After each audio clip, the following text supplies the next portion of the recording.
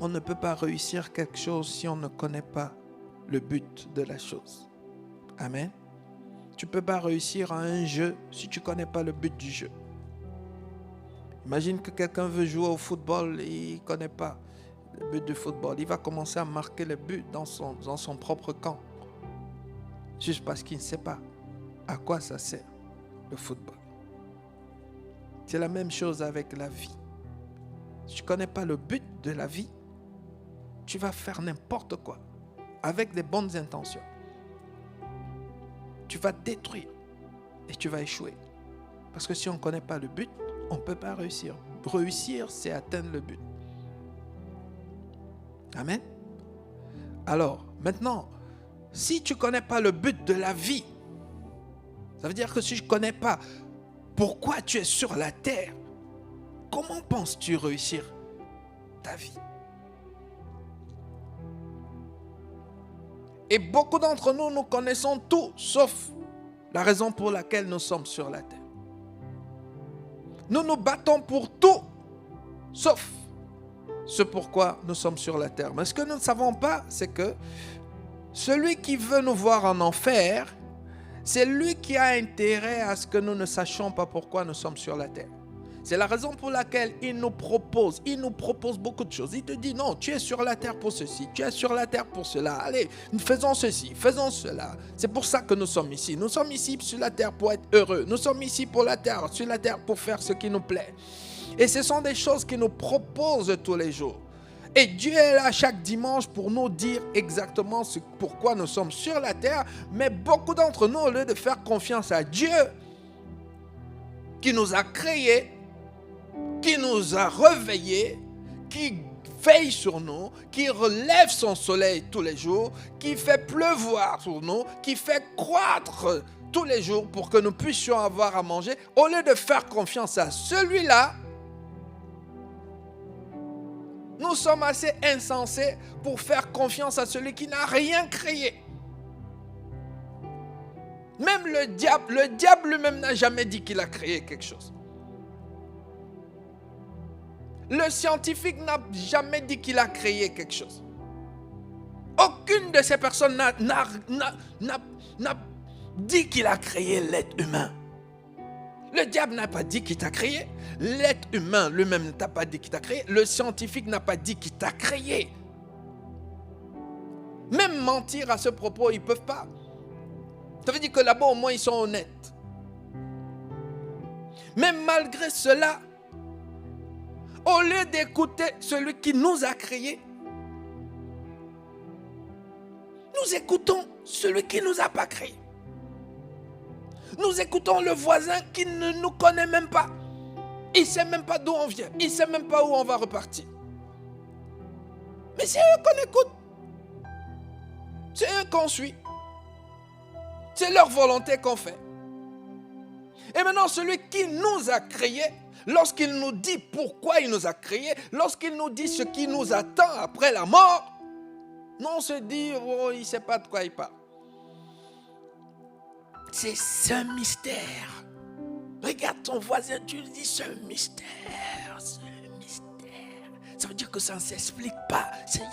Tu dis, il n'y a aucune logique. Tu peux pas comprendre. Tu ne peux pas comprendre. Mais qu'est-ce qui se passe? Qu'est-ce qui se passe avec l'être humain? Comment l'être humain peut être aussi insensé que ça?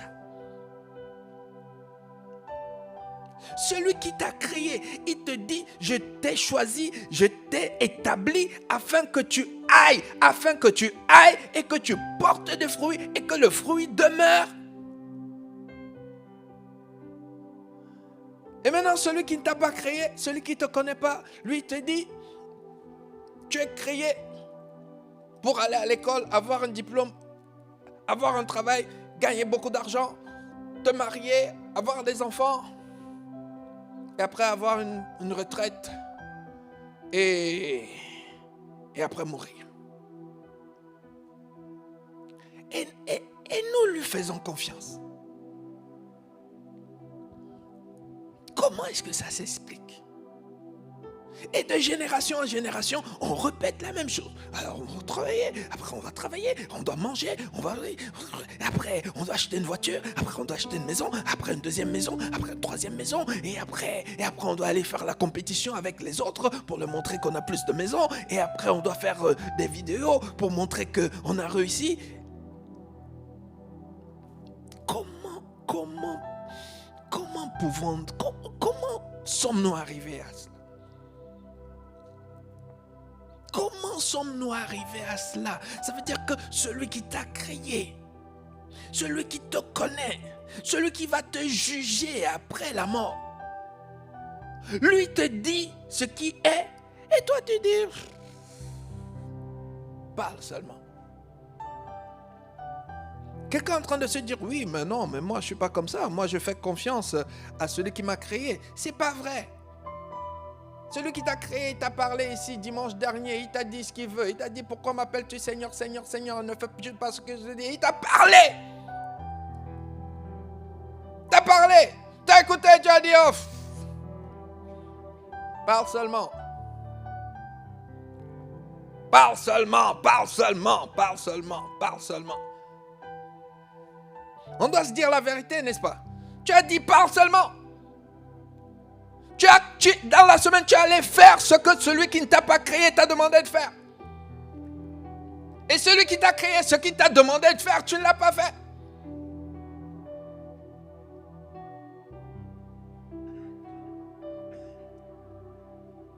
Tu ne l'as pas fait.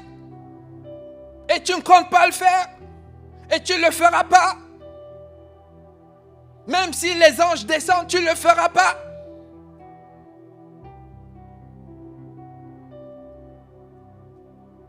C'est pour ça qu'il a dit, mais pourquoi m'appelles-tu Seigneur? Ça veut dire que repars dans le monde, reste dans le monde, fais comme là-bas. Voilà, t'es trop tranquille. C'est cette indignation et c'est ce faux semblant qui fait qu'aujourd'hui, l'Église n'est pas crédible. On dit oui, amen. Mais après on se dit, ton problème là-bas.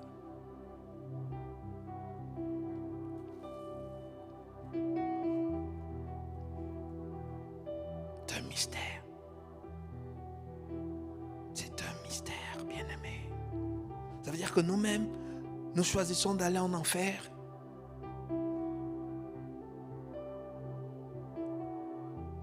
Mais on dit qu'on ne veut pas aller en enfer.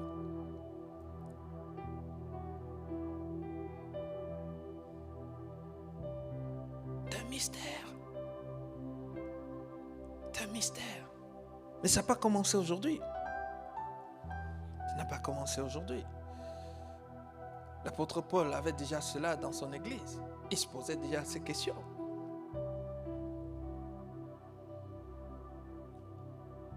Vous voyez? C'est pour cela que nous ne devons pas blaguer avec les paroles de Jésus. Un jour, Jésus a prêché et les personnes ont cru en lui. Et ceux qui ont cru en lui, Jésus leur dit, vous avez cru en moi, mais vous ne m'appartenez pas encore. Vous avez cru en moi, mais votre Père, ce n'est pas Dieu. Vous avez cru en moi, c'est vrai. Mais votre père, c'est le diable.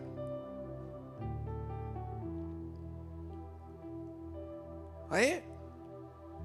Cette parole-là, elle a un sens. Parce que ce n'est pas parce que quelqu'un dit qu'il est chrétien. Moi, je ne suis pas en train d'indexer qui que ce soit. Je parle de nous tous. Ce n'est pas parce que quelqu'un dit qu'il est chrétien, ce n'est pas parce que quelqu'un est de nouveau, ce n'est pas parce que quelqu'un dit qu'il a cru en Jésus que ça fait de lui fils de Dieu, que ça fait de lui un enfant de Dieu. Il ne faut pas croire ça. Il ne faut pas être séduit. Parce que dans ce verset, que vous pouvez lire dans Jean 8, à partir du verset 30, Jésus a démontré à ces personnes-là qui ont cru en Jésus. La Bible ne conteste pas le fait qu'ils ont cru en Jésus. Mais Jésus leur a démontré que croire en Jésus, c'est une chose. Mais être enfant de Dieu, c'est autre chose. Il leur a montré que être enfant de Dieu, c'est faire les œuvres de Dieu. Les œuvres. Nous aujourd'hui, parce que nous on pense qu'on a une plus grande révélation, nous on estime que les œuvres c'est rien. C'est la foi qui compte. Jésus lui il est venu sur les œuvres. Il dit si vous étiez fils d'Abraham, vous ferez les œuvres d'Abraham. Si Dieu était votre père, vous feriez les œuvres de Dieu. Il dit mais quand je vous regarde, vous faites les œuvres de votre père. Mais quand il parlait de votre père là, c'était pas Dieu, c'était pas Abraham. Il dit votre père c'est le diable. Mais le verset a commencé par les personnes qui ont cru en Jésus. Vous voyez? Donc, bien-aimés, faisons très attention. Ne nous laissons pas séduire. Parce que ces personnes-là, ils ne s'attendaient pas à ce que Jésus leur dise en conclusion que votre père c'est le diable. Ils ont cru en Jésus. Ils étaient avec Jésus. Ils étaient à côté de Jésus. Ils suivaient Jésus. Mais le seul fait qu'ils ne produisaient pas les œuvres de Jésus, ça veut dire qu'ils ne faisaient pas ce que Jésus faisait. Ils ne faisaient pas ce qu'Abraham faisait. Ils ne faisaient pas ce que Dieu fait. C'était suffisant pour que Dieu dise, cette filiation-là, elle n'est pas valable. Ok? Vous avez pour père le diable. Ça a commencé par, ils ont cru en Jésus. Mais Jésus finit par dire aux mêmes personnes qui ont cru en lui, votre père, c'est le diable.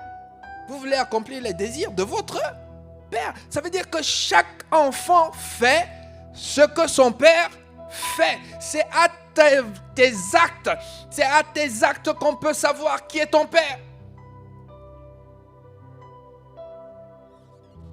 C'est ça. Tu ne peux pas dire, celui-ci est mon père et tu fais le contraire de ce qu'il fait. C'est impossible. C'est ce que je suis en train de dire ici.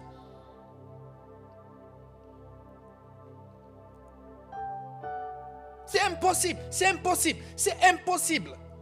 C'est pas moi qui le dis. J'ai juste à cœur pour qu'on comprenne, on comprenne. Arrêtons de croire que oui, c'est dans le cœur, c'est dans le cœur. C'est pas vrai. C'est pas ce que la Bible dit. C'est pas ce que la Bible dit.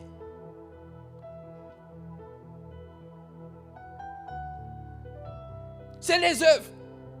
Et si c'était dans le cœur, la même Bible nous dit que c'est de l'abondance de cœur que la bouche parle. Ça veut dire que ce qui est dans ton cœur, c'est ce qu'on devrait voir.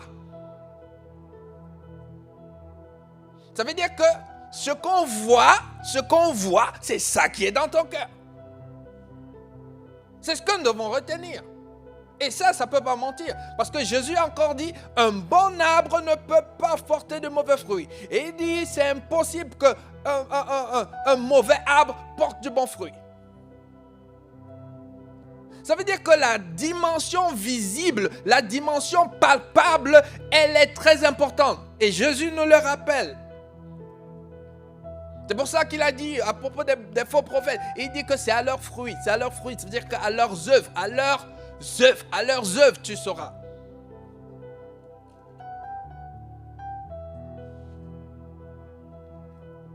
Je dois interpeller parce que c'est mon rôle, c'est ma fonction. Si je suis berger, c'est ça mon travail aussi, ça fait aussi partie de mon travail. Peut-être que quelqu'un est en train de dire que voilà, mais il est en train de parler de moi, il est en train de tirer sur moi. Non, je ne suis pas là pour tirer sur qui que ce soit. Je fais mon travail. Amen. Je fais mon travail. Je fais mon rôle parce que je joue mon rôle. Parce que Dieu va aussi me poser la question de savoir. Est-ce que tu leur as dit? Est-ce que tu leur as rappelé? Est-ce que tu leur as montré que ça, c'est pas bon ce qu'ils font? Est-ce que tu leur as rappelé qu'on ne se moque pas de Dieu? Est-ce que tu leur as rappelé? Je lui dirai, j'ai fait mon travail.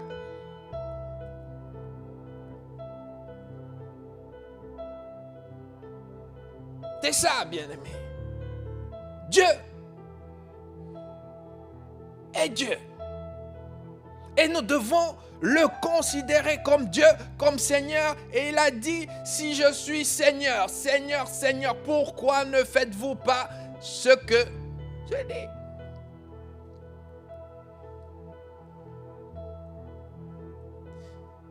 Donc, une fois de plus, bien-aimés, ne nous laissons pas séduire. Ne nous laissons pas séduire. Ne pense pas que oui, j'ai accepté Jésus comme mon Seigneur et Sauveur. Ça veut dire que les portes du paradis sont ouvertes. C'est pas vrai. C'est pas vrai. Si c'était vrai, l'apôtre Paul, le grand apôtre Paul, n'aurait pas dit dans 1 Corinthiens 9, verset 20, à partir de 27, 26 ou 27, Paul n'aurait pas dit « Je traite durement mon corps, je le maintiens assujetti, de peur d'être moi-même rejeté. Après avoir servi, après avoir prêché aux autres, d'être rejeté. » Paul dit qu'il pouvait être rejeté. Ça veut dire que les portes du paradis pourraient lui être fermées. Paul dit qu'il pouvait se retrouver en enfer s'il ne traitait pas durement son corps. Traiter durement son corps, ça veut dire quoi? Paul est en train de dire que s'il laisse juste son corps faire, son corps va l'amener à faire des choses que Dieu ne veut pas qu'il fasse. Le corps va l'amener à désobéir. Le corps va l'amener à ne pas produire les œuvres que Dieu attend de lui.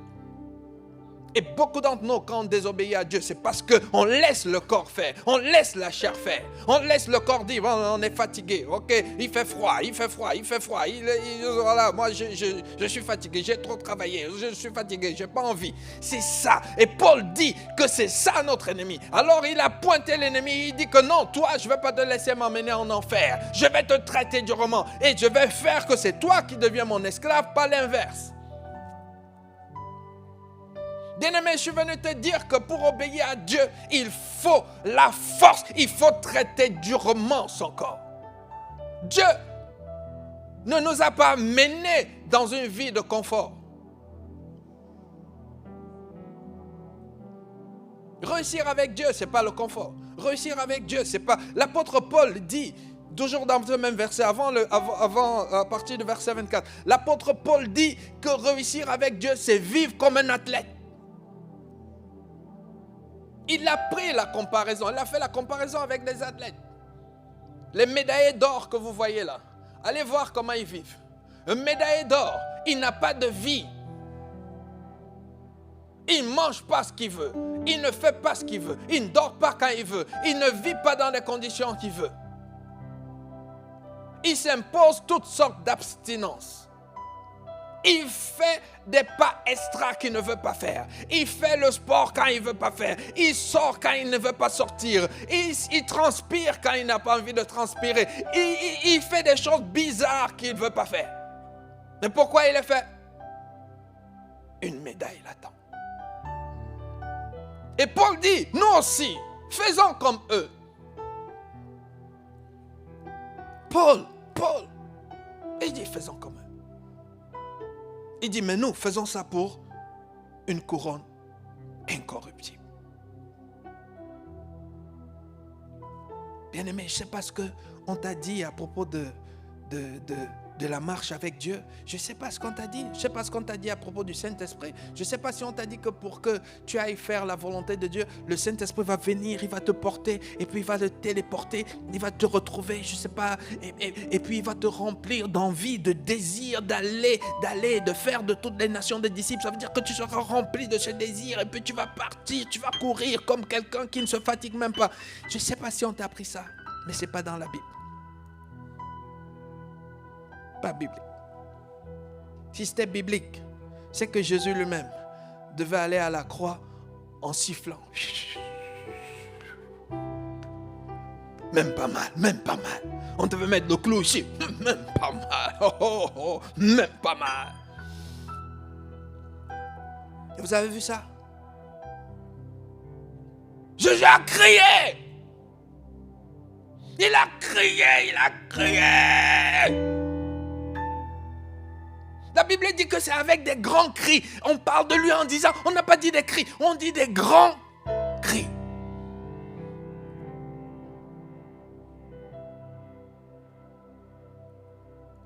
Et nous croyons que en mâchant le chewing-gum, en regardant la télévision, en mangeant les beignets. On va accomplir la volonté de Dieu. En programmant nos voyages, nos temps de qualité avec nos épouses, avec nos enfants. On va quand même faire tout ça. Et on va accomplir la volonté de Dieu en même temps. Et Dieu va faire grâce. Ça s'appelle la séduction du diable. On appelle ça la séduction.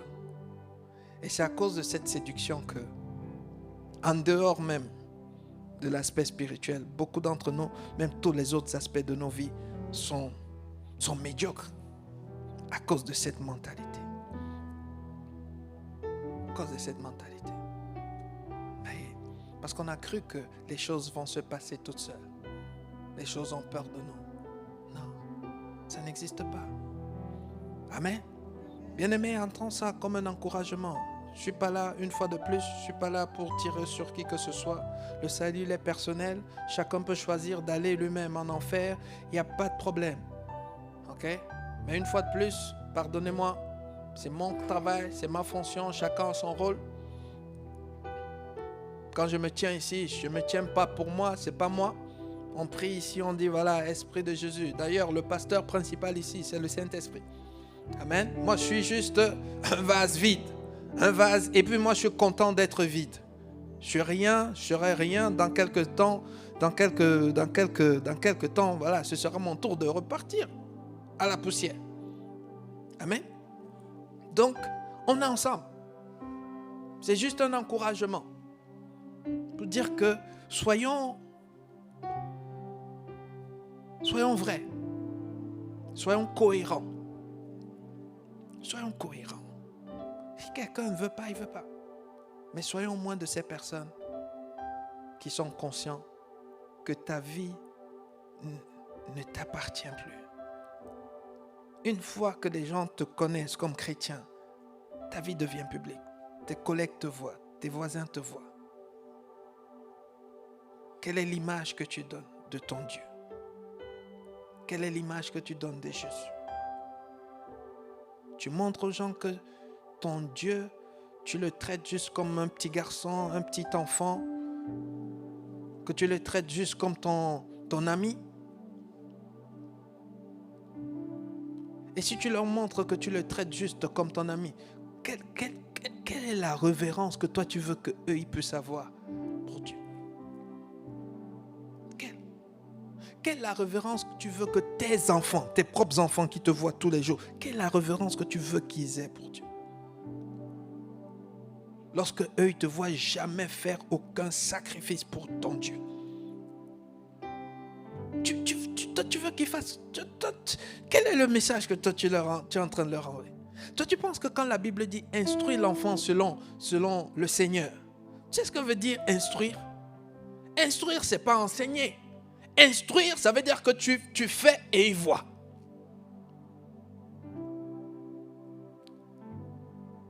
C'est ça un instructeur. Un instructeur, il fait, tu vois comment il fait, et puis il te dit, allez, fais aussi comme tu m'as vu faire. C'est ça instruire. Mais si toi, tu instruis selon qu'il faut déshonorer Dieu, mais bien sûr, mais c'est ce qu'il va faire.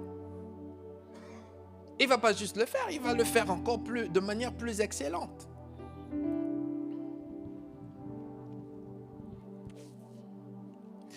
Luc 6, verset 46. Pourquoi m'appelez-vous Seigneur, Seigneur, et ne faites-vous pas ce que je dis?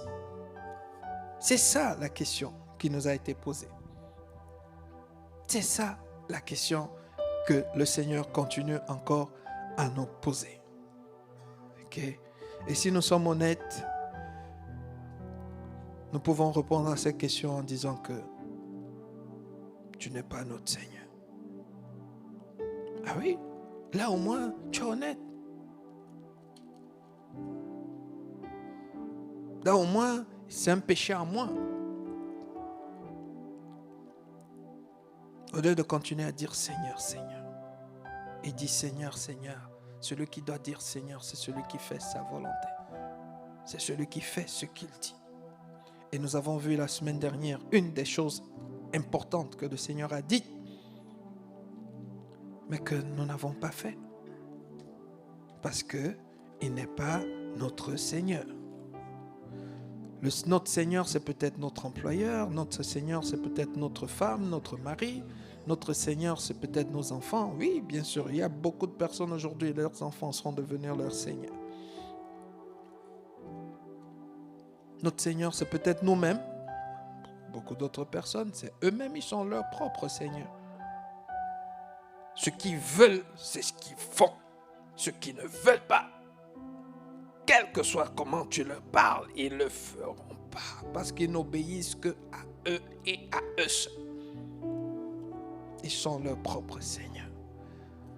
Mais Jésus n'est pas leur Seigneur. Aujourd'hui, rapidement, nous allons voir une deuxième chose que Jésus a dit.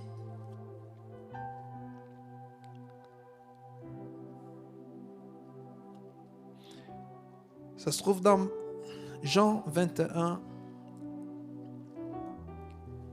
On va lire à partir du verset 15. Ce sont toujours les dernières paroles. La semaine dernière, nous avons lu dans Matthieu 28, c'était les dernières paroles. Allez et faites toutes les nations les disciples. Dans l'évangile de Jean, c'est aussi les dernières paroles. Le dernier chapitre. Dimanche dernier, c'était le dernier chapitre de Matthieu. Aujourd'hui, le dernier chapitre de Jean. Dont Jésus clôture son passage sur la terre en disant à Pierre, verset 15, après qu'ils eurent mangé, Jésus dit à Simon-Pierre, Simon, fils de Jonas, m'aimes-tu plus que même ceci? Il lui répondit, oui, Seigneur, tu sais que je t'aime. Jésus lui dit, paie mes agneaux. Il lui dit une seconde fois, Simon, fils de Jonas, m'aimes-tu? Pierre lui répondit, oui, Seigneur, tu sais que je t'aime. Jésus lui dit, paie mes brebis. Il lui dit pour la troisième fois, Simon, fils de Jonas, m'aimes-tu?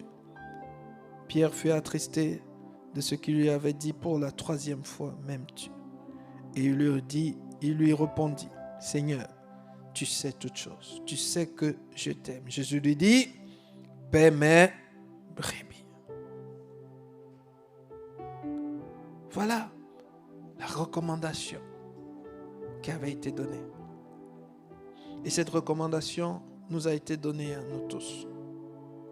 Jésus dit, paie mes brebis. Paie mes brebis.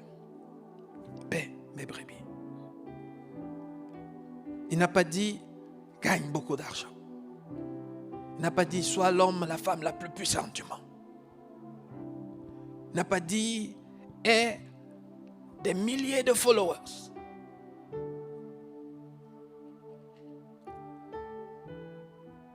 Amen. Il a dit, si je suis ton Seigneur,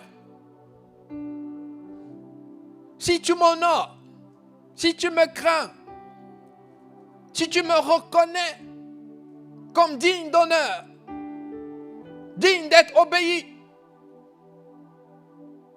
alors voici ce que je te demande. En plus d'aller gagner les âmes, rassure-toi d'en prendre soin.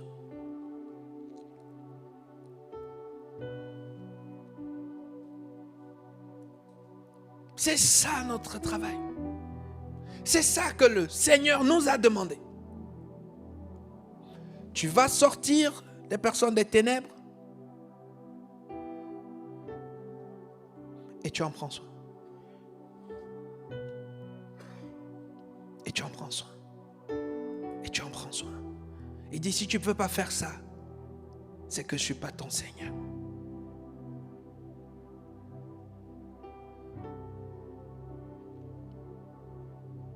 Si tu ne veux pas faire ça, si tu n'es pas prêt à faire ça, tu es au mauvais endroit.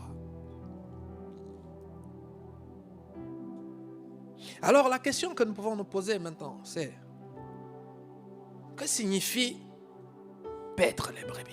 Que signifie prendre soin? Très important.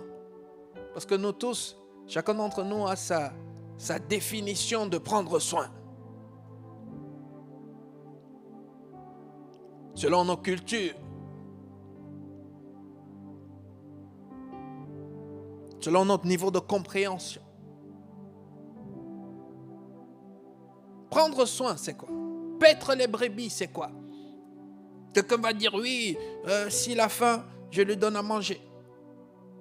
S'il a des problèmes pour payer ses études, je finance ses études.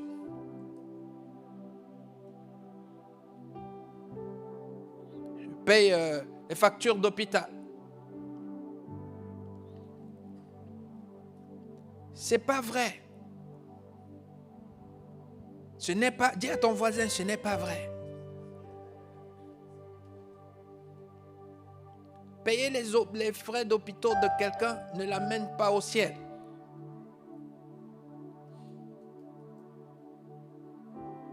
Payer ses factures d'hôpital, c'est bien, mais ça ne l'amène pas au ciel. Ça ne lui fait pas réussir sa mission terrestre. Quand Dieu dit « paie mes brebis », il est en train de dire « fais en sorte que toutes les personnes que j'ai mis autour de toi parviennent à la connaissance de la vérité. » Ça veut dire que premièrement, qu'ils soient sauvés et qu'ils parviennent à la connaissance de la vérité. C'est ce que nous pouvons voir dans 1 Timothée 2, verset 4. Il nous dit, Dieu veut que tous les hommes soient sauvés et qui parviennent à la connaissance de la vérité. Ça veut dire que lorsque Dieu te dit, prends soin de cette personne, il est en train de dire que fais tout ce qu'il faut faire pour que cette personne-là parvienne, quand elle est déjà sauvée. Si elle n'est pas encore sauvée, ça veut dire qu'on commence d'abord par faire qu'elle soit sauvée. Et ensuite, maintenant, tu l'aides à parvenir à la connaissance de la vérité. Mais beaucoup d'entre nous, on est prêt à tout donner aux gens, sauf la connaissance de la vérité.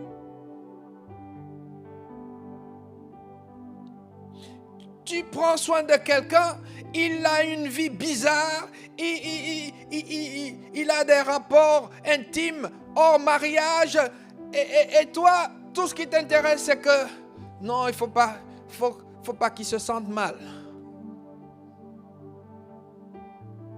Dieu aime tout le monde comme ça. Il ne faut pas lui faire des remarques bizarres parce que, tu vois, Dieu aime tout le monde. Et toi, tu penses que tu es en train de prendre soin. Tu penses que tu es en train de paître la personne. Parce que tu penses que paître une brebis, ça veut dire que la brebis doit toujours être dans le plaisir. Elle ne veut pas venir prier, mais non, il faut laisser des gens. Tu vois, s'il ne veut pas prier, laisse-le. Il ne veut pas prier, c'est pas grave, ça va aller. Il ne veut pas l'évangéliser, mais non, laisse-le. Il ne faut pas le frustrer. Il ne faut pas le stresser. Et tu vas dire à Jésus, j'ai bien pu perdre tes brebis, hein? T'as vu ça? Il est bien dans l'impudicité. T'as vu ça? Il n'a gagné aucune âme. T'as vu ça? Il n'a été une bénédiction pour personne. Regarde, il n'a manqué de rien. J'ai pourvu à tous ses besoins. Je lui ai donné à manger, je l'ai hébergé, je lui ai donné un toit, je lui ai donné.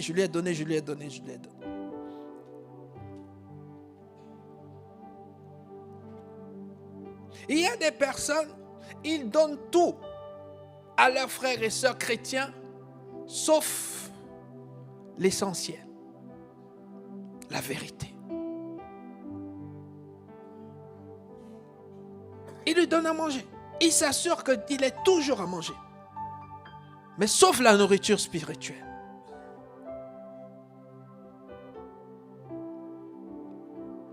Il est prêt à l'amener partout. Au restaurant. Même en vacances. Mais il ne va jamais le prendre, l'amener à la veillée de prière. Il ne va jamais le prendre, l'amener à l'évangélisation.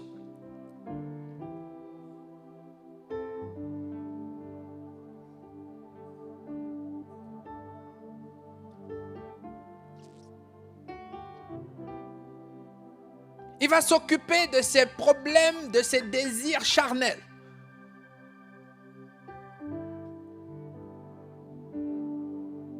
Il va l'aider à se marier, à trouver une femme, à trouver un mari. Même s'il est païen, ce n'est pas grave. Dieu ne juge pas. Mais ce n'est pas ça, paître des brebis. Ce n'est pas ça, paître des brebis. Ce n'est pas ça, paître les brebis. Comment on peut savoir que ce n'est pas ça, paître les brebis? Leur donner à manger et tout. Comment on peut savoir? C'est très simple. Pose-toi juste la question de savoir comment est-ce que Jésus, lui, paissait les brebis. Tu as vu Jésus avec les personnes que Dieu lui a confiées se préoccuper en permanence de leur manger, de leur boire?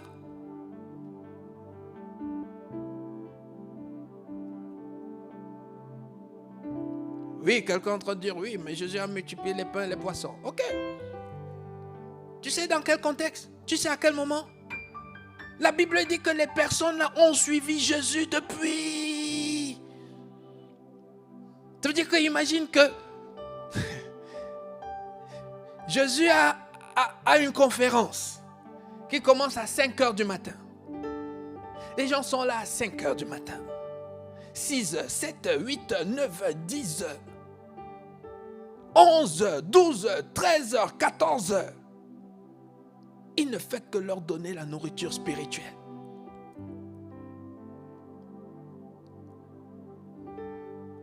Peut-être il n'y avait même pas de pause. 17 heures, 18 heures, 19 heures, 20 heures. C'est là où on se souvient que, ils n'ont pas mangé. Ils doivent partir.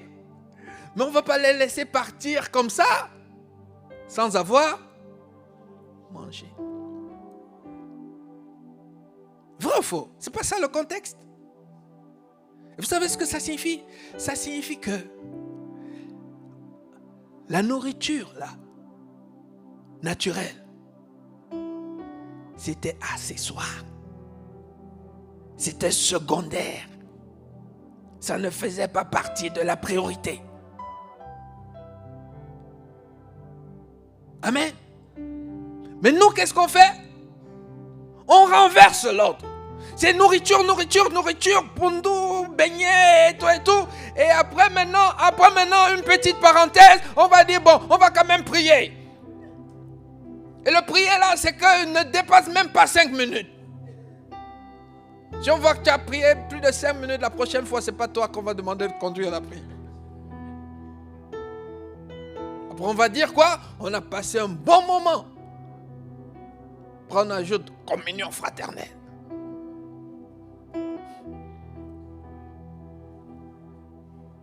Jésus n'a pas fait ça. Paul n'a pas fait ça. Paul a réuni des personnes toujours pour enseigner. Et un jour, il était en train d'enseigner. La Bible dit qu'il y a un jeune garçon qui était assis à la fenêtre. Le jeune garçon a écouté. À un moment, il était même très fatigué. La Bible dit qu'il était fatigué. Pas fatigué, mais fatigué parce qu'il a écouté longtemps. Ça veut dire que l'enseignement avait duré longtemps. Et il était fatigué. Peut-être, certainement, il n'avait même pas mangé. Il était faible. Regardez ce qui se passe. Le jeune homme tombe. Je ne sais pas de quel étage il était. Et il meurt. Amen. Et les personnes maintenant qui aiment paître les brebis, ça veut dire qu'ils prennent soin. Ils veulent aller prendre soin de ce garçon. Parce que peut-être qu'il respire encore un peu. Le grand Paul dit, hey, restez ici. L'enseignement n'est pas encore fini. Bon, vous imaginez moi je fais ça. Je vais passer sur RTL et toutes les chaînes de télévision. Vrai ou faux? Et ce sont c'est vous-même qui allez me dénoncer. Paul a dit non. Que personne n'aille le toucher. Restez ici, restez concentrés. En fait, c'est un peu comme s'il voulait leur dire que c'est une distraction du diable. Ne laissez pas vous distraire. Restez ici. Il sait que ici, vous êtes en train de recevoir ce qui va vous donner la vie. Heureusement qu'ils n'étaient pas comme nous aujourd'hui. Ils ont écouté Paul. En fait, pas Paul, le Saint-Esprit à travers Paul. Et c'est quand ils ont fini que Paul a dit, bon, le petit qui était tombé là, alors on peut voir. Mais comme ils avaient la bonne attitude, l'Esprit était avec eux. Et là, je dis, petit, lève-toi. Au nom de Jésus. Le petit qui était mort, il est revenu à la vie. Vous voyez? Nous, on pense aujourd'hui que paître les brebis, ça veut dire que voilà, tous ses besoins, tous ses caprices, et bien tu réponds à tous ses caprices. Il dit que non, il est fâché, il ne veut pas venir à l'église parce qu'il n'a pas de voiture. Ok, il n'y a pas de problème, on va t'envoyer tous les chauffeurs du monde. Tu vois, celui qui était venu te chercher, tu n'aimes pas sa tête? Ok, on va le changer, ok? Demain, on va t'envoyer. La voiture là n'était pas assez confortable. Oh, on va chercher dans l'église le frère qui a la voiture la plus confortable, bien aimé. C'est pas ça! Paître les brebis.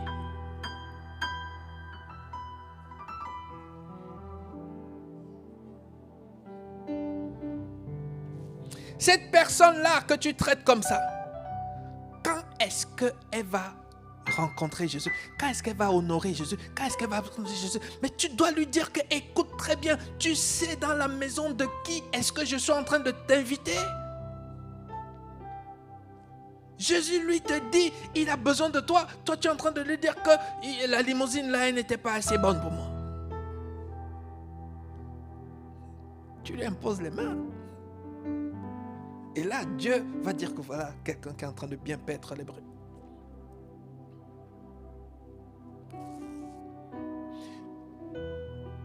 Et quelqu'un est en train de dire, oui, mais pasteur, vous exagérez un peu. Je vous dis, si tu veux savoir comment faire quelque chose, regarde toujours comment Jésus lui-même a fait.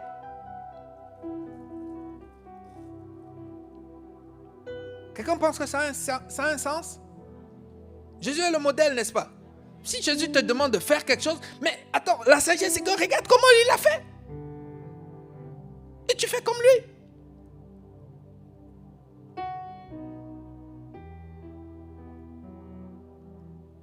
Bien-aimé, c'est ça.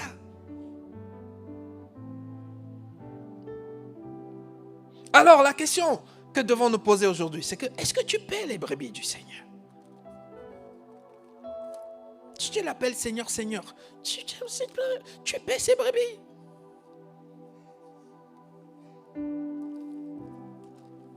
Tu paies ses brebis. Beaucoup d'entre nous, on vient parfois, beaucoup d'entre nous, certains, on vient dans les temps de prière, c'est bien.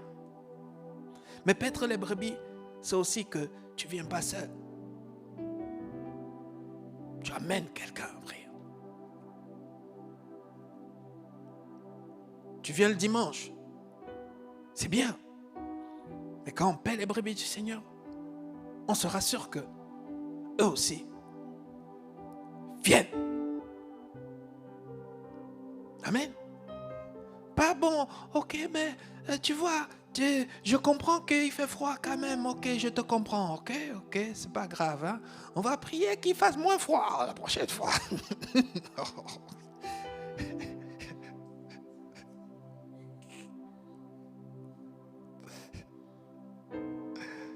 Ok. Est-ce que quelqu'un comprend? Bon, quand toi tu vas prier qu'il fasse bon, toi tu penses que tu es en train de l'aider?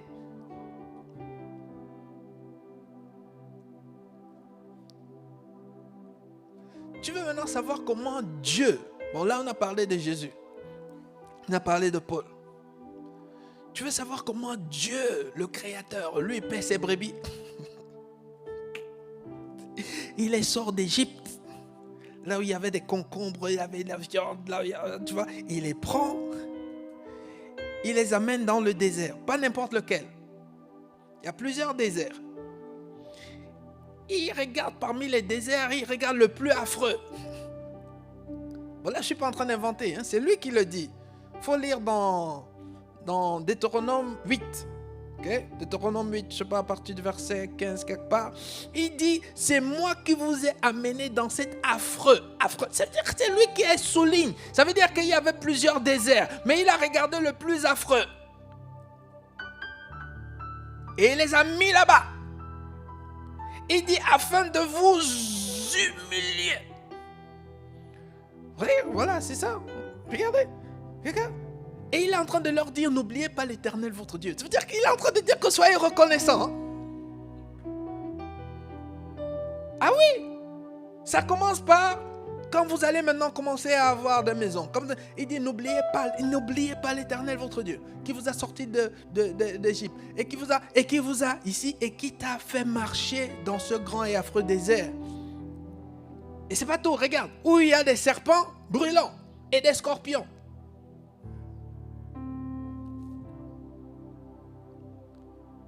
Il t'a mis là-dedans. Dans les lieux arides et sans eau. Et qui t'a fait jaillir pour toi de l'eau du rocher le plus dur. Ah oui? Est-ce que c'était pour les tuer? Non. Non. Pourquoi? Parce que dans la vie, pour réussir ta vie spirituelle, tu vas devoir affronter les serpents et les scorpions. Mais si tu découvres seulement les serpents et les scorpions pour la première fois dans ton combat spirituel, tu vas être vaincu. Si David avait seulement découvert Goliath directement, David devait perdre la bataille. Il fallait d'abord que David soit confronté aux lions, qu'il soit confronté aux ours. Mais qui a orchestré la rencontre avec les lions et les ours? Tu penses que c'était le diable? Non, c'est Dieu lui-même qui fait venir le lion, qui fait venir l'ours. Il dit, exerce-toi maintenant, petit. Et quand on voit ça, on dit, oh Seigneur, pourquoi moi? Regarde, les autres, pourquoi ma vie est toujours compliquée? Mais c'est parce que c'est l'exercice. C'est parce que c'est comme ça qu'on paie les brebis. C'est comme ça. Les scorpions, les serpents, il les a mis dans le désert. Pour la première fois, serpent. Deuxième jour, serpent. Le troisième jour, il faut trouver un bâton. Tu vois, tu as comme ça avec le bâton. Sixième jour. Bon, quand même, on doit survivre ici. On ne peut pas laisser le serpent nous menacer. Au nom de Jésus, il est mort. Il vient d'apprendre quelque chose. On peut le tuer. Attends, c'est moi qui l'ai tué. Bon, on fait maintenant un stock de bâtons. Maintenant, le sixième jour, le serpent arrive. Au nom de Jésus, pap. Un deuxième serpent arrive, pap. Maintenant, il a dominé le serpent. Amen. Mais c'est comme ça. Après maintenant, quand il va sortir du désert, Dieu le sort du désert. Toi, tu le vois. Quand il arrive en ville, les serpents arrivent, tout le monde est en train de courir. Et lui dit, ne vous inquiétez pas, je gère. Voilà, maintenant il passe à la télé. Oh, voilà le magnifique. Mais hier, il pleurait quand on l'a mis là-bas où il y avait les serpents. Il ne savait pas que Dieu avait un projet pour lui de sortir à CNN. Mais ça devait commencer par le désert. Donc nous aussi, paissons les brebis du Seigneur selon Dieu. Amen. Pas selon les sentiments, pas selon... Faut qu'on trouve que je suis gentil. Dieu n'a pas besoin qu'on trouve qu'il est gentil. Dieu sauve les vies. Jésus n'a pas besoin qu'on trouve qu'il est gentil. Il sauve les vies. Toi aussi, moi aussi, on n'a pas besoin qu'on dise qu'on est gentil. Si les vies sont sauvées, on a réussi notre mission. Mais si on dit qu'on est gentil et que les gens vont en enfer, on a tué des gens. Amen. Amen. Bien-aimé, ma prière, ce n'est pas d'être un pasteur gentil. Prière, c'est d'être un pasteur qui pourra dire, comme Jésus, de tout ce que tu m'as confié, personne n'allait en enfer. Amen. Bien-aimé, c'est ça, la prière. Si on ne réussit pas ça, on aura fait tout pour rien. Et au final, sans le savoir, on aura travaillé pour le